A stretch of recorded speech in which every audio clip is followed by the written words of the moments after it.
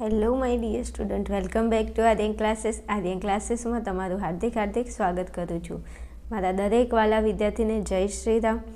વિદ્યાર્થીઓ, તમારી એક્ઝામ પૂરી થઈ ગઈ છે. તમે હાલ બહુ જ પોતાની જાતને રિલેક્સ ફીલ કરતા હશો, કારણ કે એટલું મોટું ટેન્શન આપણા માથેથી ઓછું થઈ ગયું છે. પણ હવે ક્યાંક ને ક્યાંક એ ટેન્શન તો મટી ગયું છે, પણ તકલીફ એ વાતની છે કે હવે આવશે તો અમારું રિઝલ્ટ કેવું આવશે, અને એના વિશે હાલ બધા જ વિદ્યાર્થીઓ ટેન્શનમાં બેઠા હશે કે ક્યારે અમારું પરિણામ આવશે, કેવું હશે, હું પાસ થઈશ કે ન પાસ થઈશ. હવે ખાસ તમને સમજાવું કે જો એક્ઝામ પતી ગઈ છે તો વધારે ટેન્શન કરવાની કોઈ જરૂર નથી. તમે જેવું લખ્યું છે અને તમે જેવી એક્ઝામ આપી છે એવું તમારું પરિણામ આવવાનું છે, રાઈટ? તો કે સાચી વાત છે, તો ચિંતા કરવાની જરૂર નથી. પણ ચિંતાનો એક વિષય એ છે કે અમારું રિઝલ્ટ કઈ તારીખે આવી શકે છે.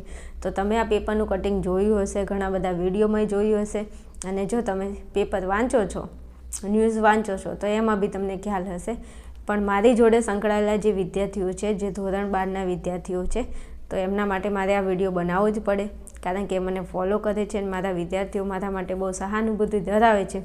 તો મને એવું થયું કે ચાલો તમને પણ આ વિડીયો બનાવી દઉં. ચલો, ધોરણ 10 અને 12ની બોર્ડની પરીક્ષા પૂર્ણ થઈ ગઈ છે. તો કે સાચી વાત છે, એમને ખબર છે. એપ્રિલના અંતમાં પરિણામો જાહેર થઈ શકે છે.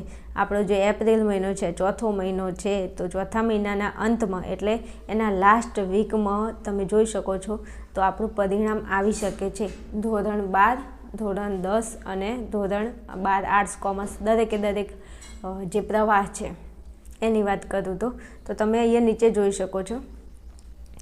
થોડું તમને વાંચીને સંભળાવી દઉં છું કે ગુજરાત માધ્યમિક અને ઉચ્ચતર માધ્યમિક શિક્ષણ બોર્ડ દ્વારા ગત 27મી ફેબ્રુઆરીથી શરૂ થયેલી ધોરણ 10 અને ધોરણ 12ની જે બોર્ડની પરીક્ષાઓ છે એ 17મી માર્ચના રોજ પૂર્ણ થઈ છે. 17 તારીખે આપણી એક્ઝામ પૂરી થઈ છે. તો ધોરણ 12 સામાન્ય પ્રવાહમાં સંસ્કૃત, પ્રાકૃત સાહિત્યની કુલ 4 ભાષાના છેલ્લા પેપર સાથે તમામ પરીક્ષાઓ પૂર્ણ જાહેર કરાઈ છે. દરેક પરીક્ષા પૂર્ણ થઈ ગઈ છે. તો આ વખતે બોર્ડ પરીક્ષાનું પરિણામ અહીંયા લખેલું જ છે, તમે જોઈ શકો છો. એપ્રિલના અંત સુધીમાં જાહેર થઈ શકે છે. આપણો જે લાસ્ટ મહિનો એપ્રિલ મહિનો છે, એપ્રિલના લાસ્ટ વીકમાં આપણું પરિણામ આવી શકે છે. કારણ કે તમને ખ્યાલ છે કે આ વર્ષે આપણી એક્ઝામ 15 દિવસ વહેલા હતી, તો આપણું પરિણામ પણ 15 દિવસ વહેલા હશે, એ તમને ખ્યાલ છે. જો કે ગત વર્ષે 9મી મેના રોજ, ગયા વર્ષે કઈ તારીખે આપણું પરિણામ આવ્યું હતું? તો કે 9મી મે, એટલે 9મી તારીખ, મે મહિનાની 9મી તારીખના રોજ આપણું પરિણામ જાહેર થયું હતું, રાઈટ? અને આ વર્ષે કંઈક વહેલું આપણું પરિણામ આવવાની 100% સંભાવના છે, એટલે ચિંતા કરવાની જરૂર નથી. અહીંયા લખેલું છે કે એપ્રિલના અંતમાં, મતલબ લાસ્ટ વીક માની લો ને, તો 25 તારીખથી લઈ અને છેલ્લે મે મહિનાની 5થી લઈને 8 તારીખ સુધી આપણું પરિણામ આવી શકે છે. સૌથી પહેલાં 12 સાયન્સનું પરિણામ આવશે, એના પછી તરત જ સામાન્ય પ્રવાહની વાત કરીએ તો કોમર્સ અને આર્ટ્સનું રિઝલ્ટ આવે છે, અને પછી છેલ્લે લાસ્ટમાં ધોરણ 10નું પરિણામ આવવાની પૂરેપૂરી શક્યતાઓ છે. એટલે તમારે ઓનલી ફોર રાહ જોવાની છે, એનાથી બીજું વધારે આપણે કંઈ કરી ના શકીએ. બોર્ડના નિયમ પ્રમાણે જે તારીખ કીધી છે, જે સમય આપ્યો છે એપ્રિલના અંત સુધી, એ સુધી આપણું પરિણામ આવી જશે.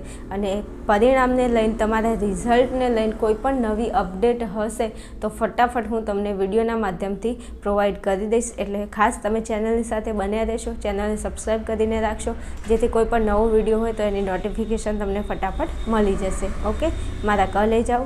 ચલો, મળીશું નેક્સ્ટ વિડીયોમાં. ત્યાં સુધી જોતા રહેશો આર્યન ક્લાસીસ.